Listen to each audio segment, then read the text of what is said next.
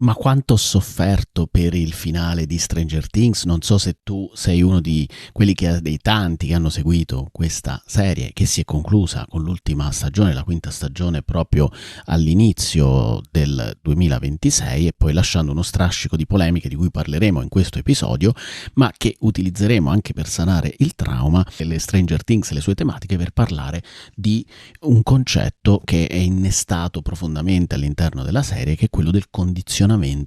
mentale, che sfocia anche nel plagio e quindi nella manipolazione. Quindi iniziamo con questo episodio di Comfort Zone, il primo dell'anno del 2026, che sia di buon auspicio e sani la nostra ferita della fine di questa fantastica serie TV. Via! Immagina un mondo dove la crescita personale non richiede salti nel vuoto, dove il vero progresso avviene all'interno della tua zona di comfort, dove vivere appieno non significa correre senza sosta sulla ruota del criceto delle aspettative altrui. Se anche tu sogni questa realtà, sei nel posto giusto. Ti do il benvenuto in Comfort Zone, il podcast del dottor Emilio Gerboni. Buon ascolto. Comfort Zone. Comfort Zone. Comfort Zone. Ciao, benvenuto in questo nuovo episodio di Comfort Zone, il podcast di evoluzione comoda del dottor Emilio Gerboni, la guida per la tua evoluzione comoda, che è la persona che ti sta parlando davanti e che stai ascoltando in audio se sei su Spotify, su Apple Podcast, sulle piattaforme, e che stai vedendo invece su YouTube, sul mio canale YouTube, dove appunto c'è la versione video, dove puoi vedere che la t-shirt che indosso quest'oggi è proprio un tributo anche agli anni '80, che sono gli anni che sono celebrati nella serie Stranger Things. Never forget, tra l'altro, è un messaggio importante, quindi di nostalgia, delle musicassette che sono rappresentate sulla t-shirt,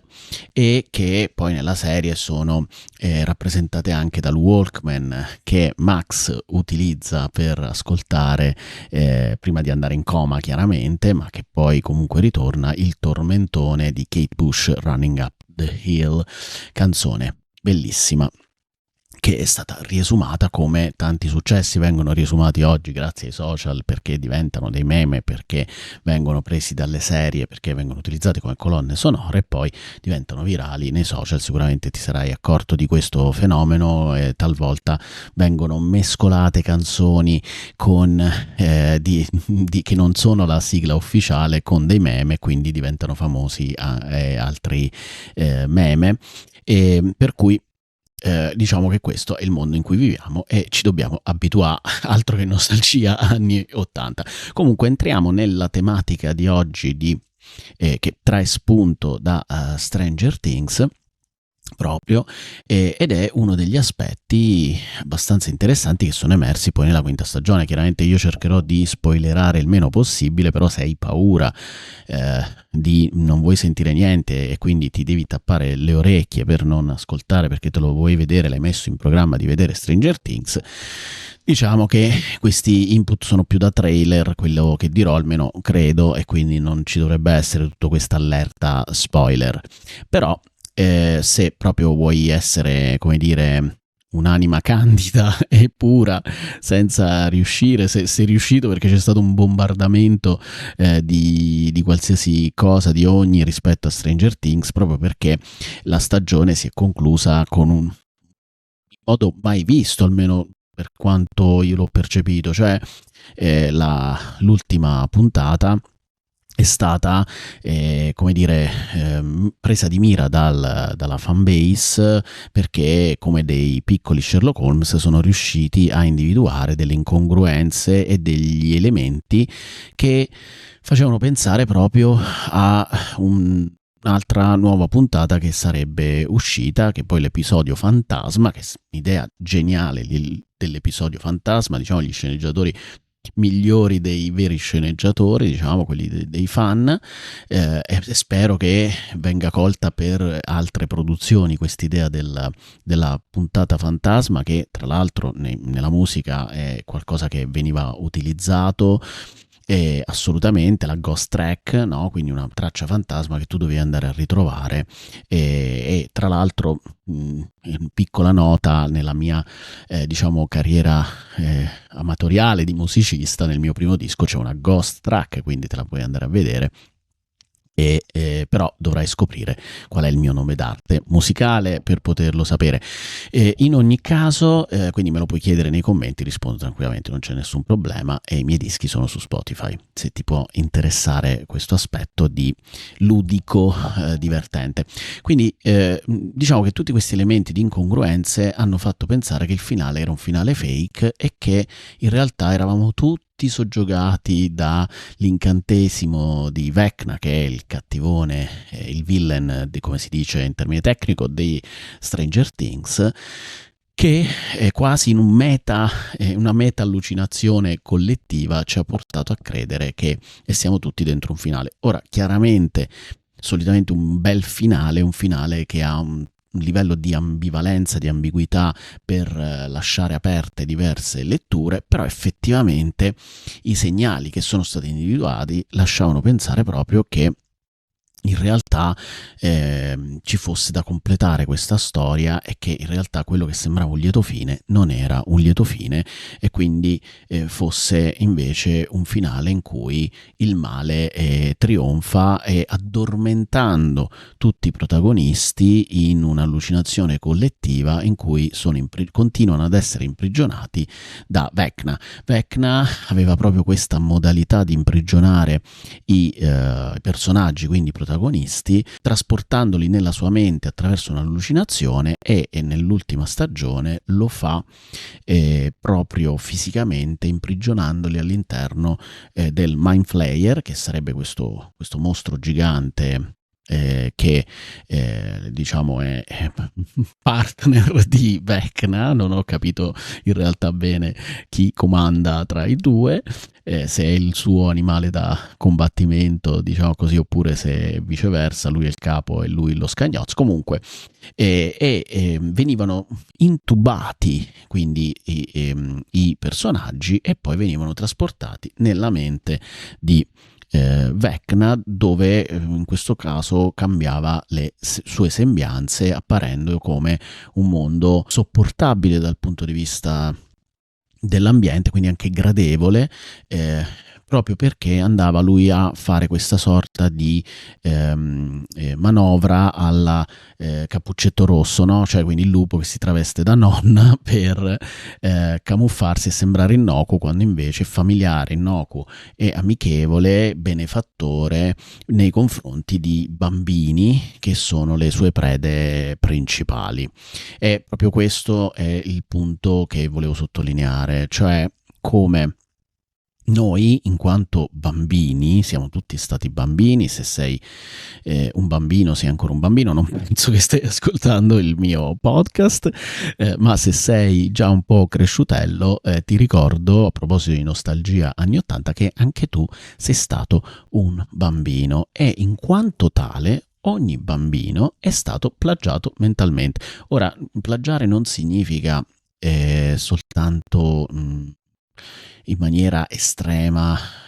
subdola, malvagia, ma fa parte proprio del nostro processo di acculturazione, che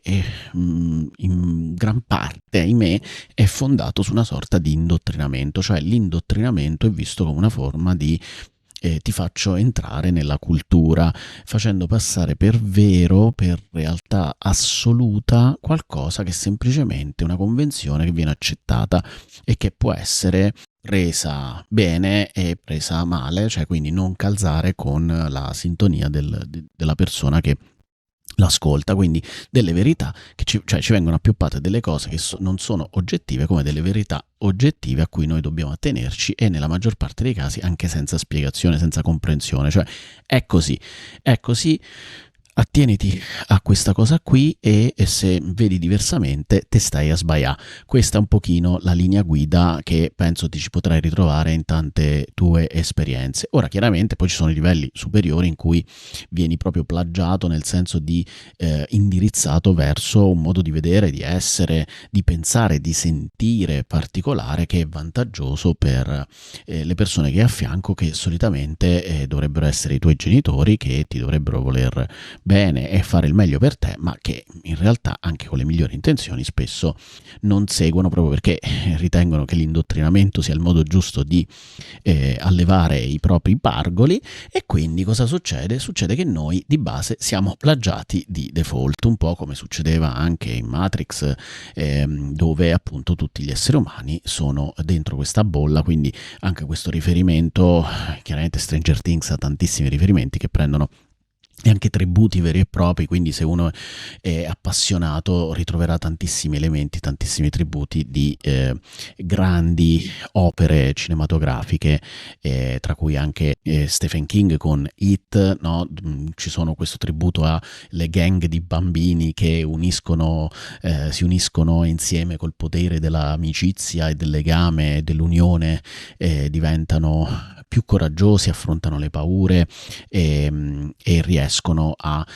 trovare la resilienza, la forza di affrontare delle realtà inaccettabili che sono gli unici che vedono. Quindi in questo senso il bambino come archetipo rappresenta sia la parte vulnerabile, la parte fragile, la parte dell'ingenuità, quella che è una tabula rasa da che è capace di vedere quello che ormai una mente chiusa e irrigidita, cristallizzata, non riesce a vedere, ma dall'altra anche quindi questa capacità, no? Quindi questa risorsa di essere quello che riesce a vedere la verità, di andare oltre la menzogna fino a quando non è ormai plagiato completamente, ma ancora quando siamo piccoli riusciamo a vedere e ad aprirci a delle prospettive, ed è proprio per questo, no, questa flessibilità, questo essere malleabili che però rende particolarmente allettanti poi anche per le manipolazioni o comunque per l'indottrinamento, per il fatto di poter essere plagiati. Ed è infatti proprio Henry Vecna che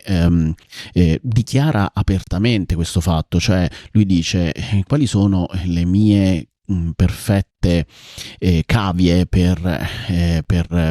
rendermi più facile e comodo. Vedete come si mette in comfort zone Vecna, dice: perché devo sbattermi? Facciamo che prendo dei soggetti perfetti, perché sono perfettamente adatti a non resistere, ad avere un minor grado di resistenza alla mia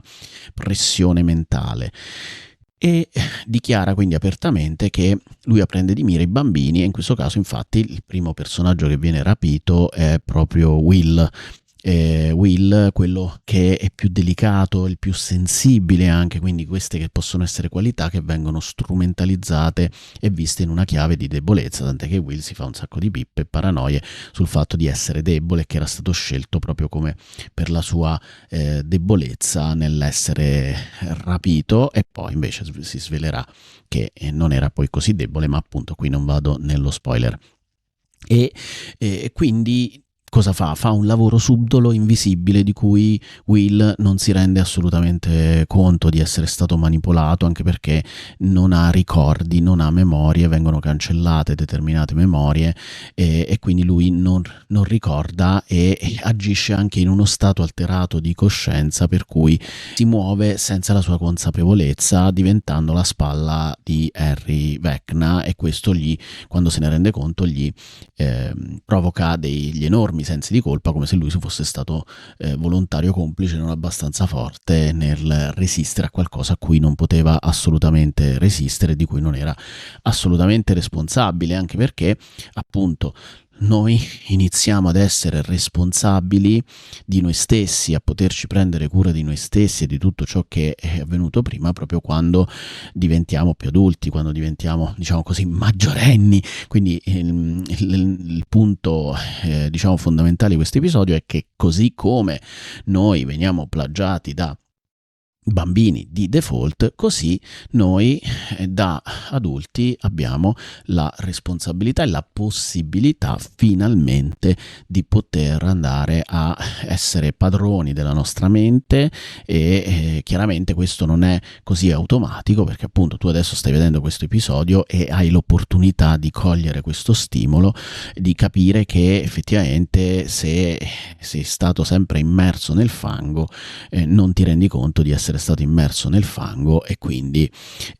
non hai una discriminante, una differenza che tu puoi percepire che non è così la realtà. Ecco, quindi noi dobbiamo uscire fuori e questo viene fatto vedere in maniera molto chiara da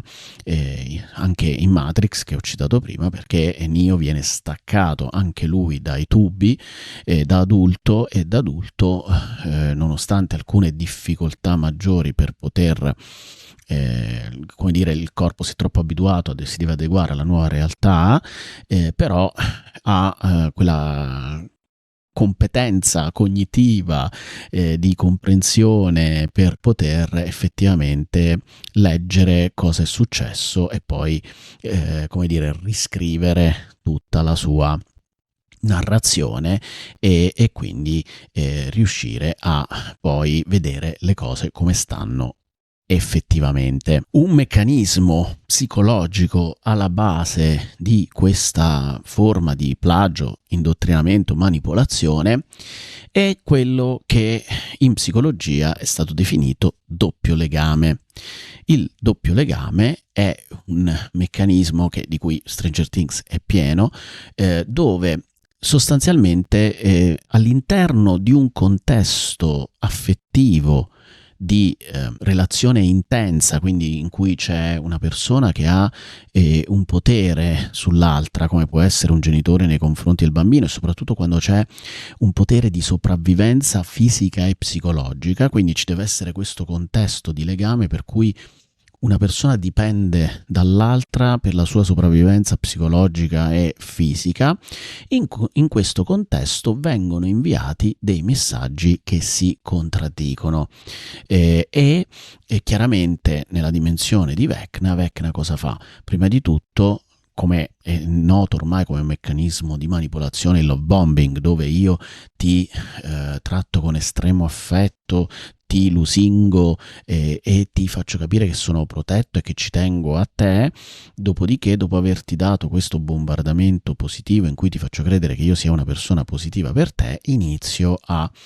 agire in maniera da controllarti e farti fare poi quello che io voglio che tu faccia, e tu non puoi che comportarti in un modo aderente, pena appunto la distruzione psicologica e fisica. Quindi ti faccio trasformare la mente in maniera tale che tu non ti fidi più delle tue percezioni per proteggere questa relazione. Non puoi credere che quella persona è cattiva, perché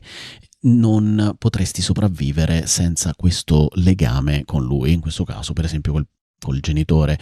per cui la persona baratta le sue percezioni. Chiaramente questi non sono meccanismi che avvengono in maniera scelta consapevole, avviene in maniera automatica, quindi come istinto di sopravvivenza, del meccanismo di sopravvivenza della nostra mente, per cui noi ci modifichiamo, e questo chiaramente si crea attraverso una comunicazione particolarmente complessa, per cui io, come fai, sbagli, diciamo,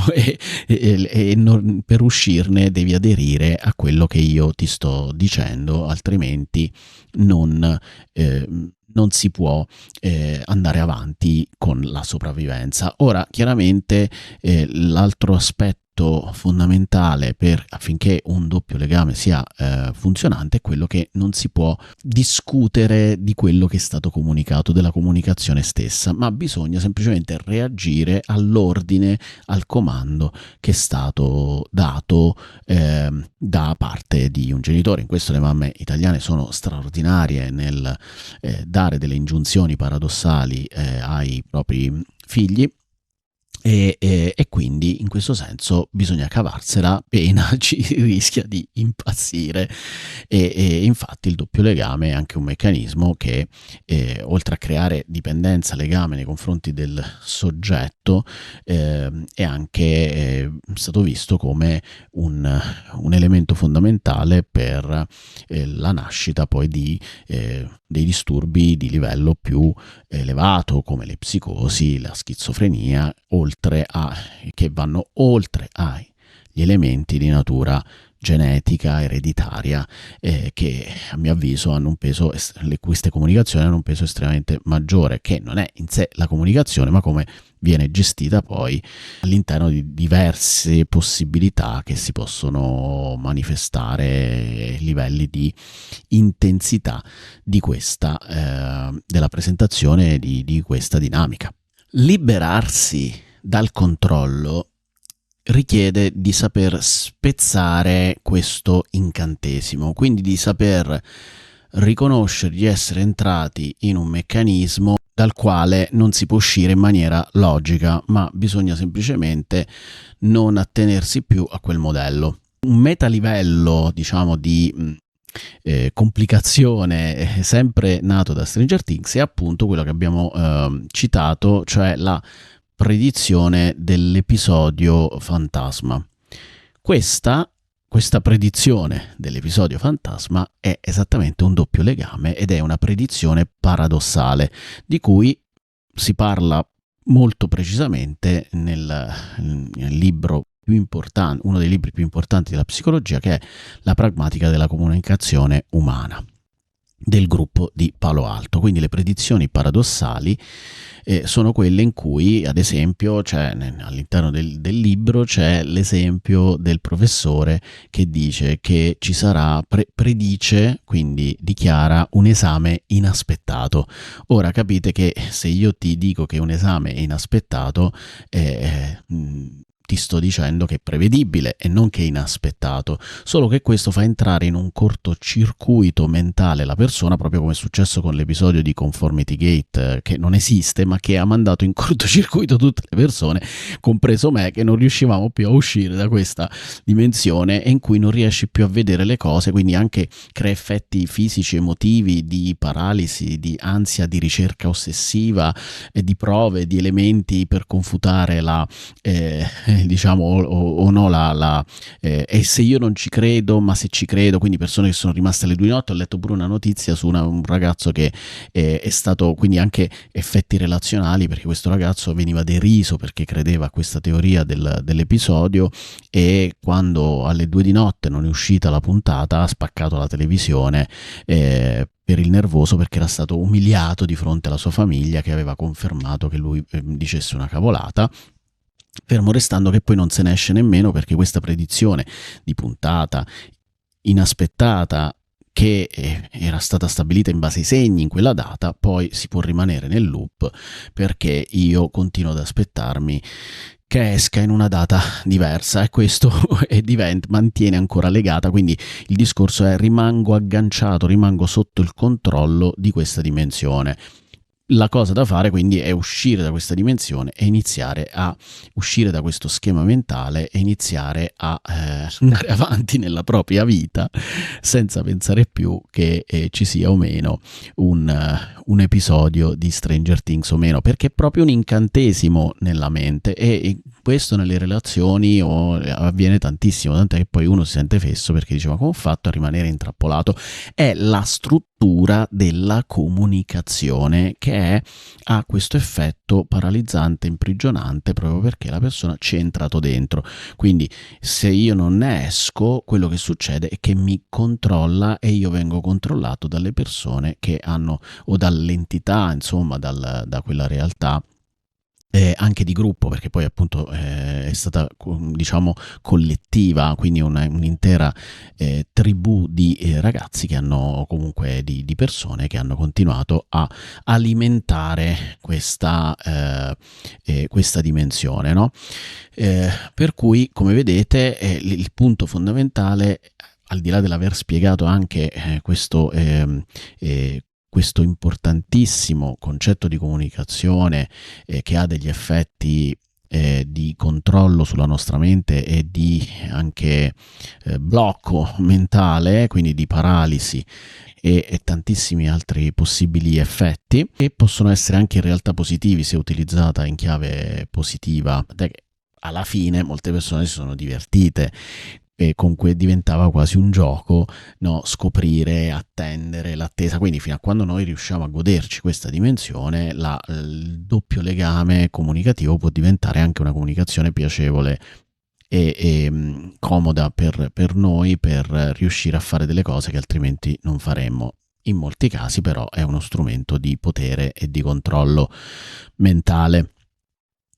Ora, quindi come abbiamo detto, noi da adulti possiamo vedere le cose in maniera diversa, possiamo appunto salire di livello e poter osservare le dinamiche da una prospettiva che ci permette di vedere, quindi di non essere immersi nel liquido, nel fluido in cui eravamo immersi e dire le cose stanno diversamente o posso scegliere qual è la cosa, la mia via, ripulire la mia vista, togliermi i prosciutti dagli occhi,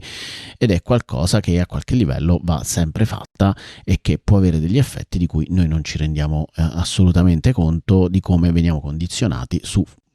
o che abbiano un impatto in aree di cui non ci rendiamo conto proprio perché siamo immersi in quella dimensione lì. Quindi questo tipo di lavoro è qualcosa che assolutamente